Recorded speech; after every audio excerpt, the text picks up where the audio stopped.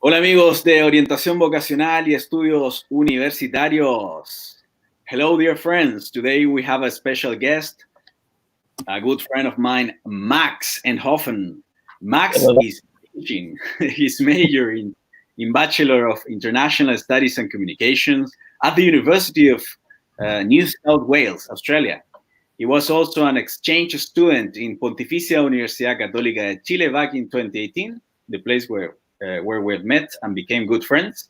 Max is raised and born in Australia, but his mother was born in England and comes from a German heritage. So Max's family has a very interesting history. And since he was a little boy, he was exposed in very different cultural backgrounds. So today we're going to talk about the polarization of university campuses in the Anglo-Saxon world and the risk of control or constraint of freedom of speech in colleges. Max, welcome to the show. How are you doing? Very good. Yeah, nice and early here in Australia. So, very good. Yeah. Great to hear from you. Max, for the friends of the show, tell us about yourself and why did you choose to study your major? Well, it's kind of funny. I chose to do my major essentially because my ex-girlfriend was doing the same degree. At the time, I was thinking about law, which is something I still think about. But I chose to do international studies because I am fundamentally interested in how international relations works in the global sphere.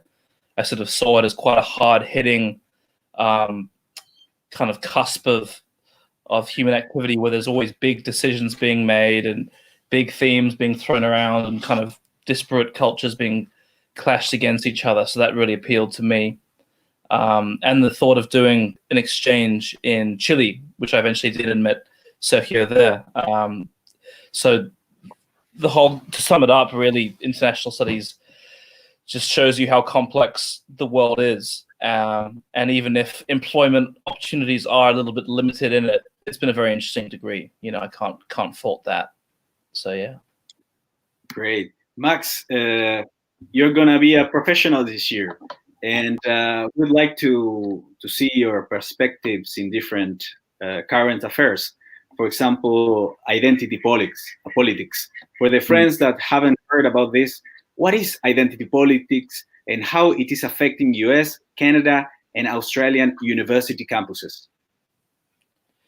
Well, identity politics, it's kind of, I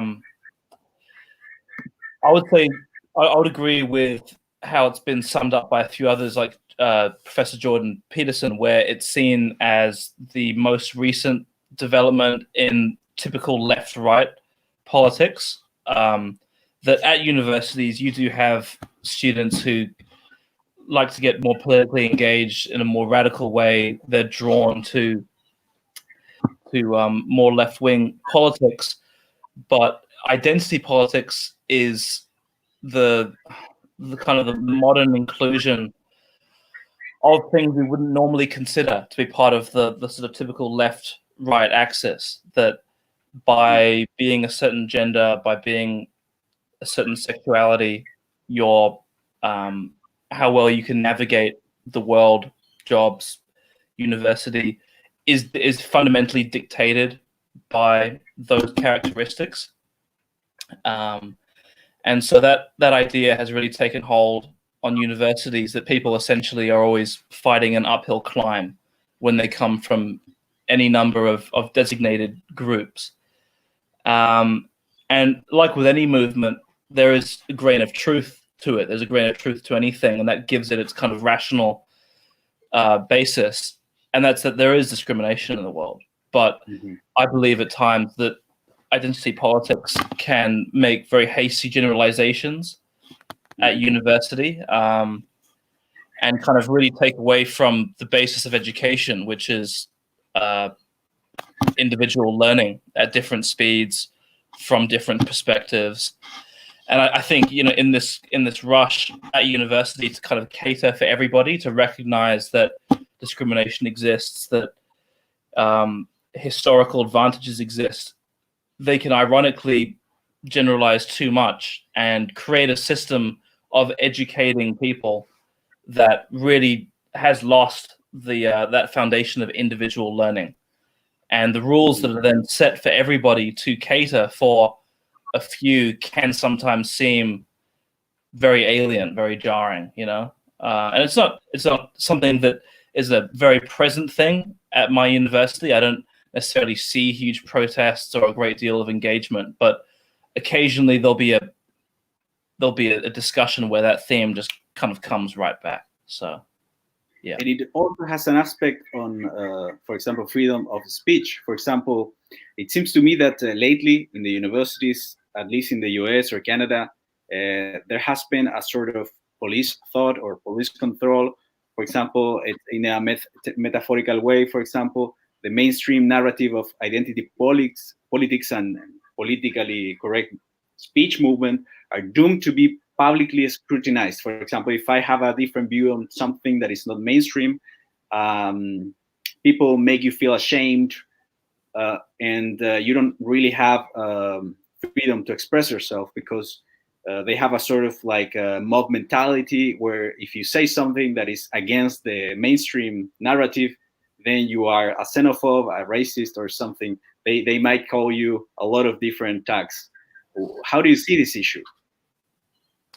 Well, in my own experience at UNSW, I guess most recently we've seen it with, in Australia, a student who's protesting against the Communist Party of China, and specifically their influence in Australian politics and universities, which, if you aren't aware, is quite enormous. Specifically in Australia, the Chinese government invests a great deal in our country, and that has definitely permeated education too. Universities are on average 30 to 35% reliant on international students for their enrollments. So that kind of means that when you're walking around a university, generally half the people won't be Australian, which is okay. But the kind of the arrangement that we're used to is one of international students being used as cash cows. They pay 2 or 3 times as much for an education as we do. It means that class sizes get very big. It means that you don't really have good discussions in class because most people, frankly, can't speak English to a conversational degree, much like me, actually, in Chile, I have to admit. I was the exact same, but this is on a class-wide basis now, where you have 40 of me who can't hold a discussion confidently in the class. It creates issues, and you'll have students at my university and others who kind of criticize that. I'm not very active in that scene, but I've seen definitely how they can be put in front of the advisory board at the uni, be forced to defend their activities with threat of expulsion. That's happened in Queensland right now. Yeah. That's huge. So do you think that it has something to do with the radicalization of different interest groups? For example, lately the social justice warriors and the people that are asking for the so-called power quotas, for example, as the last time we spoke about the Canadian government imposing, for example, 50% women and 50% men in all of the sectors. But it seems to me that it's very artificial. It is not founded in the basis of professional capacities, capabilities, and competencies. And it is based on the fact that people have or may have a different race, ethnicity, or gender. It seems to me that these groups are actually,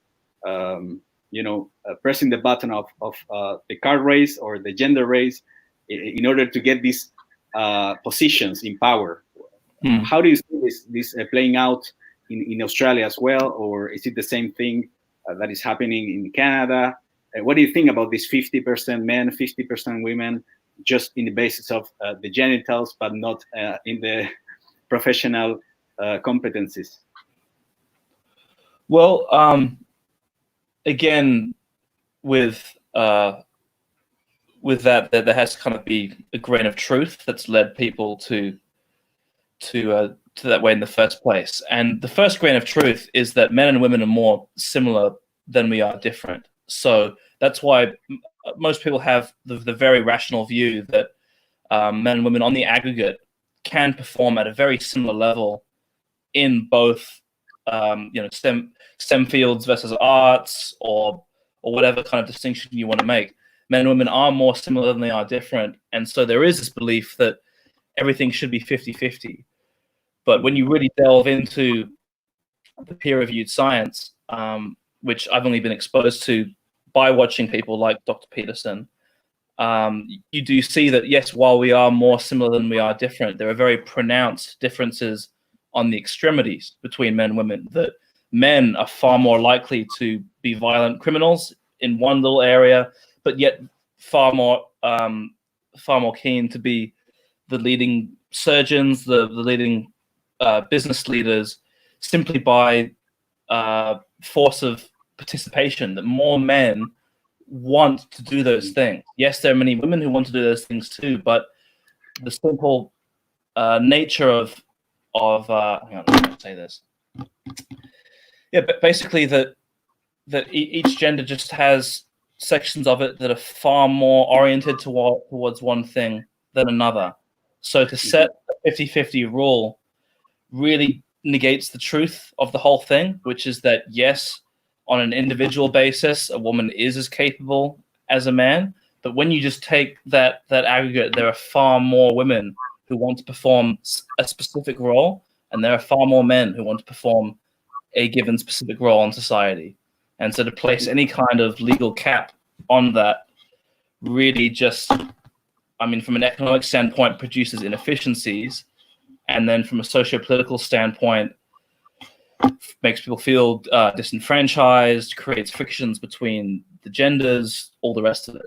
So it's not good. Mm-hmm.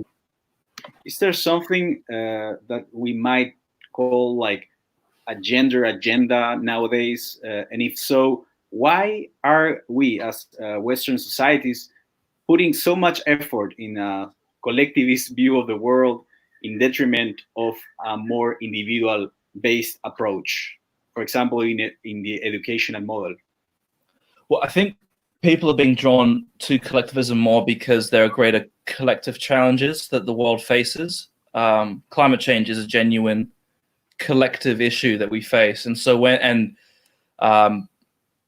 other ones that are perceived in society would be, I guess, wealth inequality, extremist ideologies being propagated in the world, various issues that are seen to be a collective menace to society. So that kind of has somewhat threatened the individualist view of the 80s and 90s, when there was more just geopolitical stability in the world, where there was more peace and more rebuilding, and just the chance to make a fortune for yourself, make a name for yourself, which really gives rise to individualism. And I don't favor one over the other. I personally am more of an individualist, but I think that collectivism simply has grown because of collective challenges. But then in saying that, we don't have to throw rationality out the window. There is still a lot to be said for viewing society as a collection of individuals. That's a fundamental piece of logic, I believe, because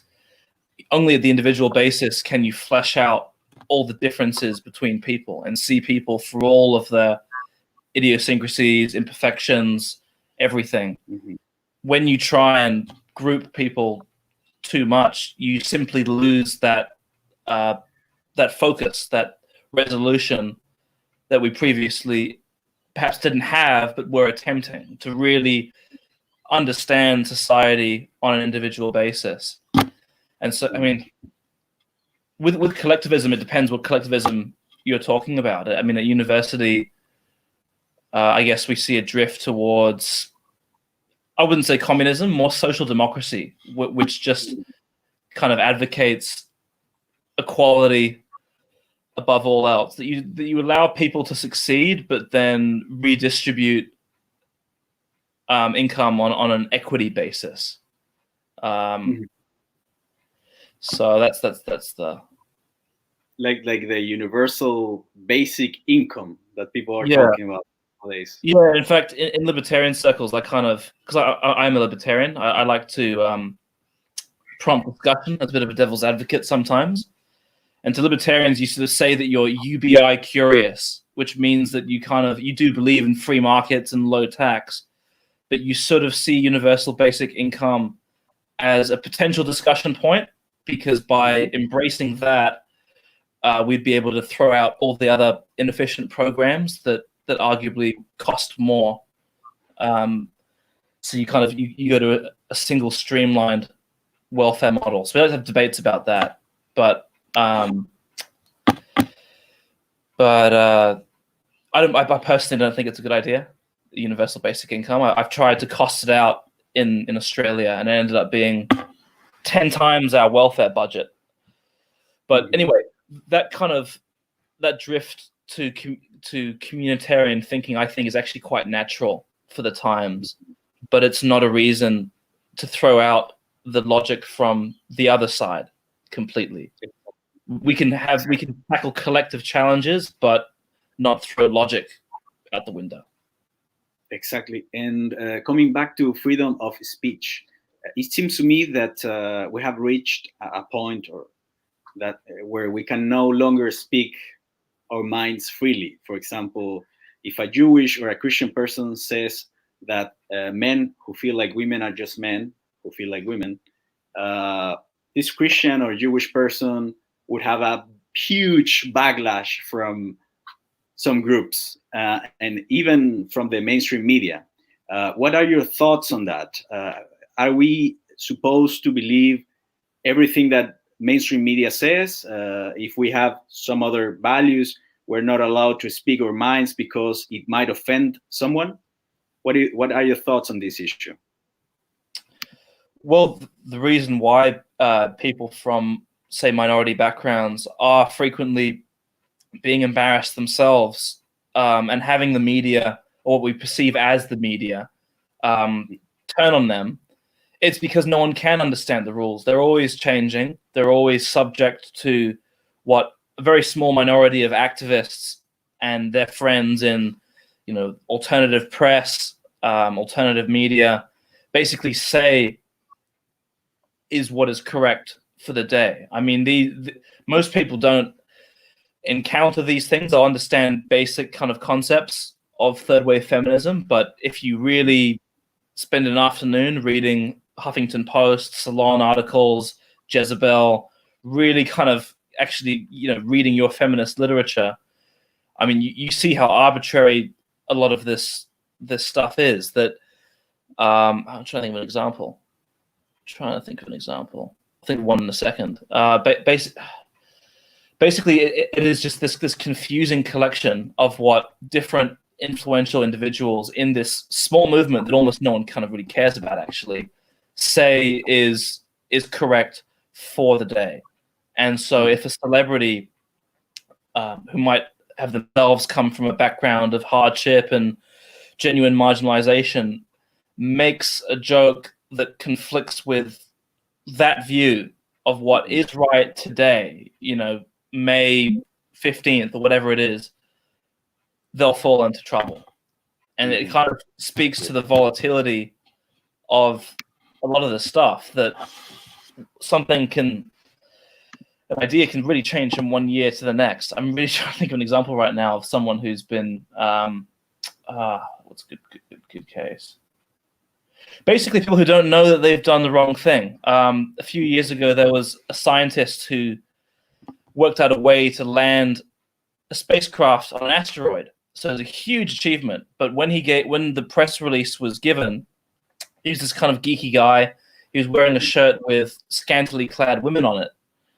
And the backlash from that completely eclipsed any kind of attention he should have received for his scientific achievement. It became all about the shirt. And he became forced to apologize for it, and eventually had sort of a nervous breakdown on TV where he just apologized for doing it in the first place. But if you were to look at that and think, what is the main emotion at play here? It's not anger. It's not bitterness at being caught. It's none of these supposedly toxic male things. It's genuine confusion. It's sadness from being kind of caught out, and it's embarrassment. And that's what people I think that's what a lot of us can recognize when someone is embarrassed in that way. It's embarrassment, and it's not necessarily shame. It's kind of, oh my God, I did a wrong thing, but I don't really even understand why it's wrong. In a way that is becoming more and more obvious to most of us rational people, that cancel culture, again, is based on a real solid, justifiable basis that you can debate, but the extent of it is too much, and the pendulum has swung just too far. We're in kind of in crazy town now in many ways. So even by having these conversations, we can be censored. For example, if we talk about some topics or issues that are really fragile. For example, I don't know if you've heard that a few weeks ago there was a channel called London Real, and YouTube banned a video because they were actually talking about censorship, and they were talking about some links between a technology and the pandemic that we are living right now. I did not want to specifically use the words because I don't want this video to be shut down. But hopefully we will not end like the communist China, where they censor people, video bloggers, journalists, and they have total control over mass media, for example, internet sites and stuff like that.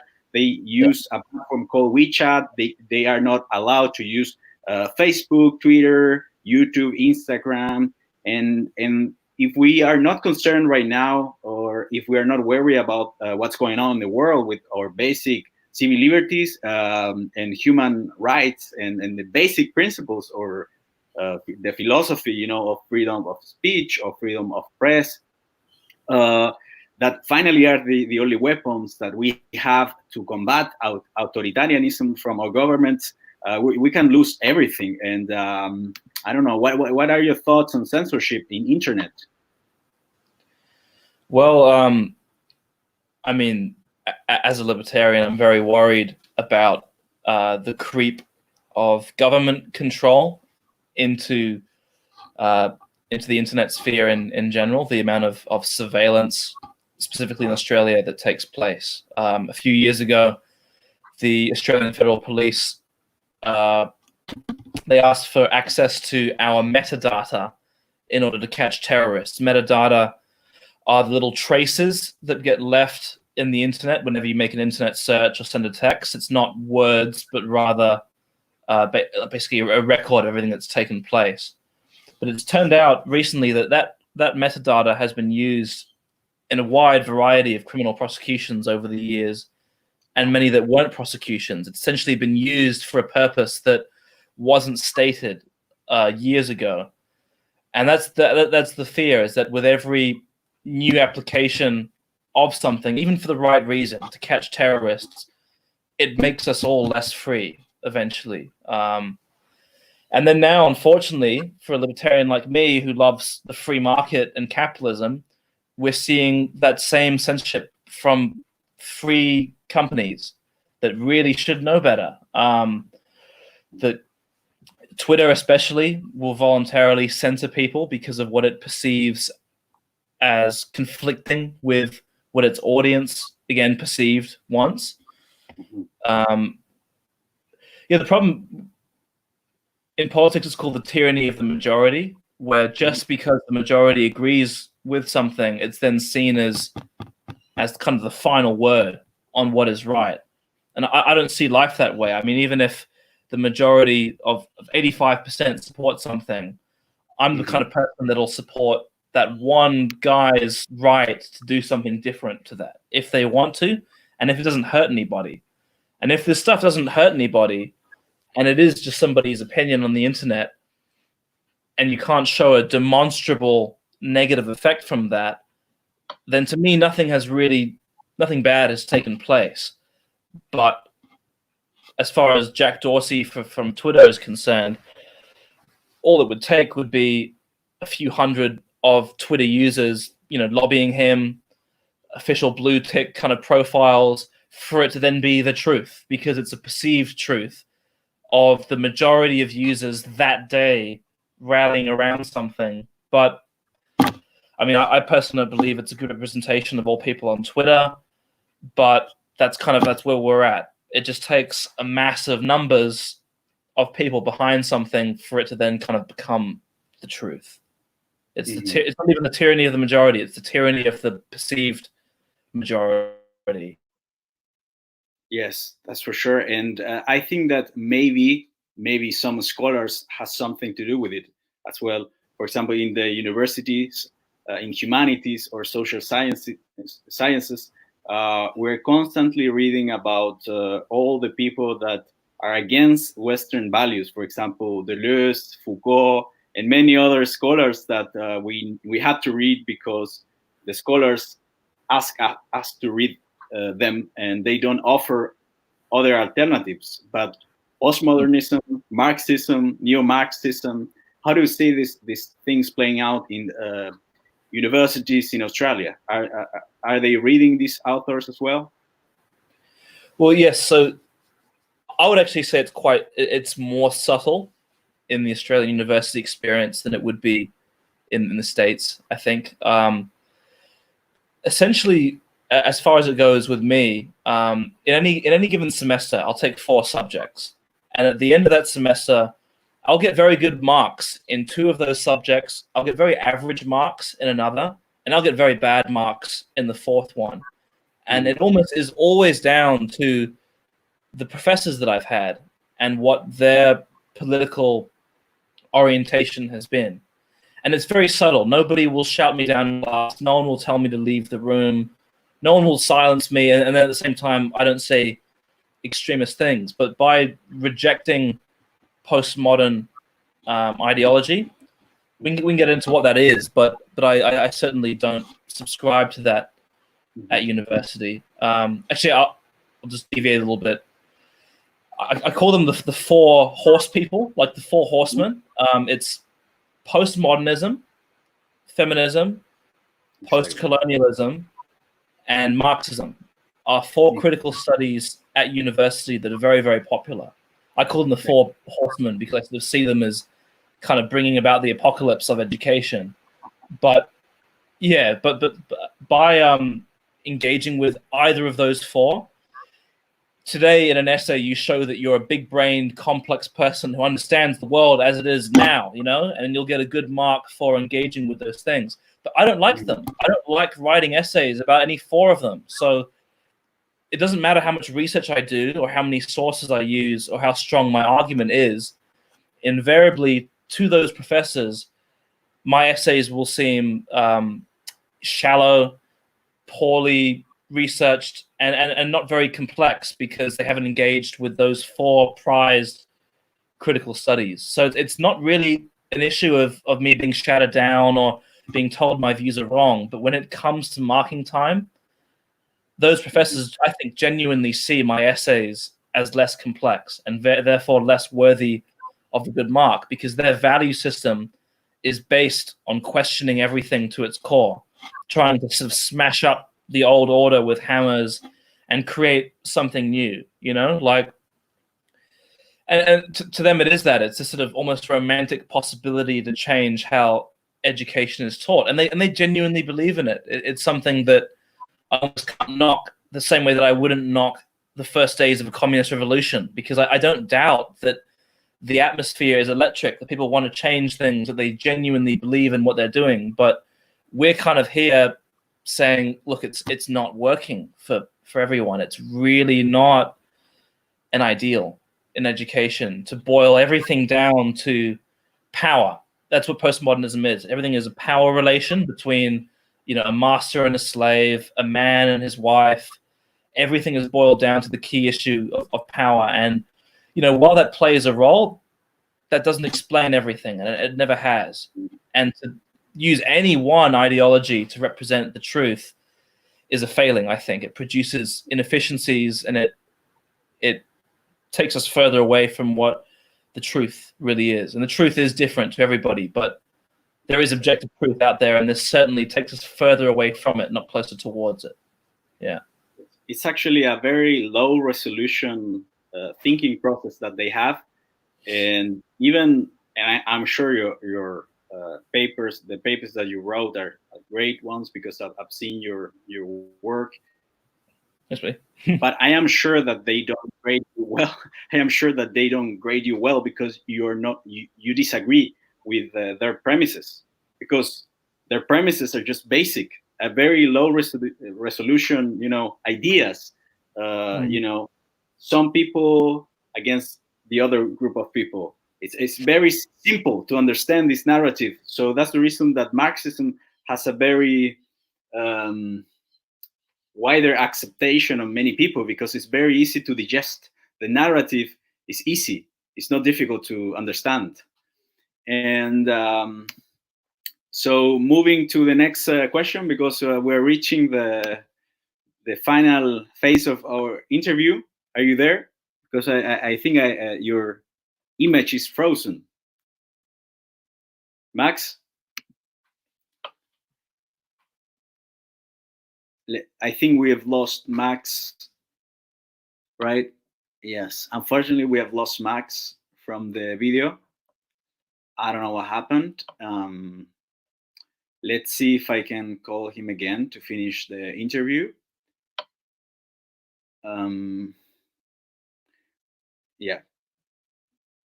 We're gonna divide this video in two parts in order to finish this interview. So I'll be back in a few minutes.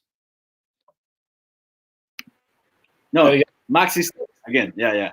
We've lost, internet. I don't know what happened, but we are actually like 14,000 kilometers away, because Max is in Australia right now, and there they have I don't know, 11 a.m. from next day. 8:43. Yeah. Okay. It's like 14 hours more than in Chile.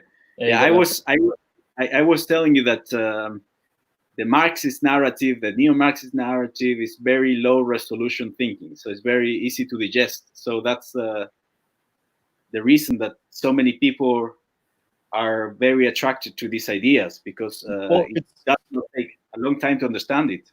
It's hard because I like actually reading a bit of Marx, and it's first of all it is very complex, but it's easily understand the core tenets of it are easily understandable, and can be parroted back at the dinner table after one semester at university. And that's kind of the point, is they can be the core tenets can be expressed and believed in very easily, even if what Marx was actually writing about was very complex. I'm actually a rare libertarian where I think Marx was right about many things that he observed, but his solutions were obviously crazy and not a good fit for humanity. But a lot of what he saw, that's the thing, there's always a grain of truth in everything.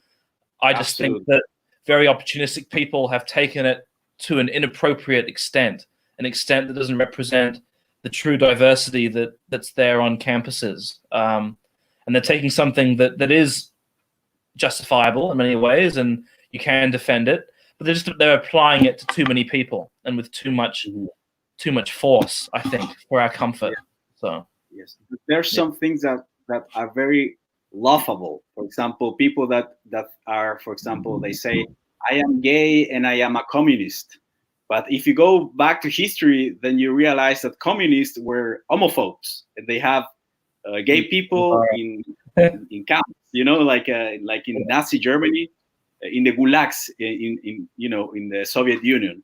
And so people, when they draw, Che Guevara with lipstick on and with the LGTB community flag, it's a nonsense. It does not make any sense. So that's the reason I say it's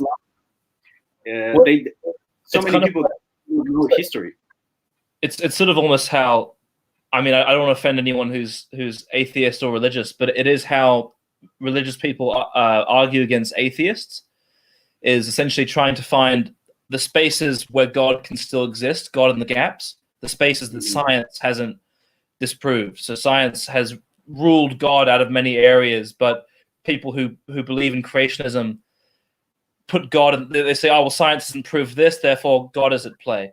I see something similar with communism at times, where it's been shown to fail in so many contexts, but people still inject it into anything they can. They go, if we just had more equity-based redistribution here, it would work there. It didn't work in Soviet Russia, but it would work there with me running it and people like me. And you know, in a statement like that, there's ignorance, arrogance, and then not caring for others, not caring for the genuine diversity, ironically, of others and what they believe in, and you're just stepping on all of that in the pursuit of your narrative and your value system, which absolutely may be justifiable, but don't project it on everyone else. Like, absolutely, Max, we are reaching the final end of our conversation today. In a few months from now, you will be a professional. So I want to ask you this, as a social scientist right now that you are, as a young thinker, what are your predictions of what's going to happen in 6 months from now in the international arena? For example, in countries like the US or China, or in another region in the world, for example, the countries of Europe, or even in Australia. What are we going to see? Are we coming back to normalcy? Are we going to see more lockdowns or something like that? What's going to happen? Well, the big part of that question is that essentially every country is different. They have to be. Every country is sovereign and makes its own decisions. And I guess what I've seen is the whole world, the sort of the political class, the people you sort of see on media panel shows, tended to deride Sweden for their response, pursuing herd immunity. But slowly the whole world is slowly coming around to see that actually Sweden was right, and that there has never been a coronavirus vaccine produced for any coronavirus. I mean, there's about 15 of them. That we may have to wait a long time for a vaccine to be produced, if there ever is one, for COVID-19. And so really, we can't lock down forever. Eventually, everyone will have to return to work, a la Sweden. And so, I mean, countries are grappling with that in different ways. In Australia, one thing that really worries me is they want everyone to download an app that will let the government monitor exactly where you are and what you do, as a condition for ending the lockout, you know, as if we needed one in the first place. So my worry is that select governments like probably Britain and Australia, not necessarily the US, but will go towards monitoring their citizens a lot more through the use of these apps or policing or whatever it is. I mean, I see obviously greater government spending. Australia has released quite a generous stimulus for all of its citizens, but we'll be paying that back for a very long time. So I do see just increased reliance on government. It's a very awkward position, especially for me. I'm a free market libertarian who's lost his job because of this, and right now, you know, I'm receiving government benefits, and I like to think that I can still separate the two, but so many people emotionally are kind of recognizing now that they might have to be dependent on government for the next year. And what I worry from that is that they'll then be more comfortable with government limiting their freedoms, releasing apps like this and being okay with that because daddy government is providing the money. That's not a reason to sort of support that. But I do see a lot of apathy from Australians, a lot of kind of, it's just the way it is, but there are faults there. You know, we kind of have to recognize that our freedom is being dissolved because of COVID-19. It's a very libertarian argument, but it's an excuse for government to grow in size, to assume responsibilities that we previously would not expect of it, like really watching where we are, paying the bills, things that really are in our domain. So yeah, my worry is that we'll just become more reliant on government. hopefully things will be better in a few months. Max, thank you very much for being here today with us and for sharing your knowledge with all of our friends online. Cheers, mate. Just wanted to clarify, I'm not a pessimist. I am optimistic about many things, but it is up to every single individual out there. I mean, that logically is the only way to contradict collectivism, is by showing the strength of individualism and just simply demonstrating the fact that we are all different and cannot be placed under one umbrella, no matter how well that serves a select group of people. We're all too fundamentally different for that. So, yeah. Max. Cheers. Until next time. Hasta luego. Bye.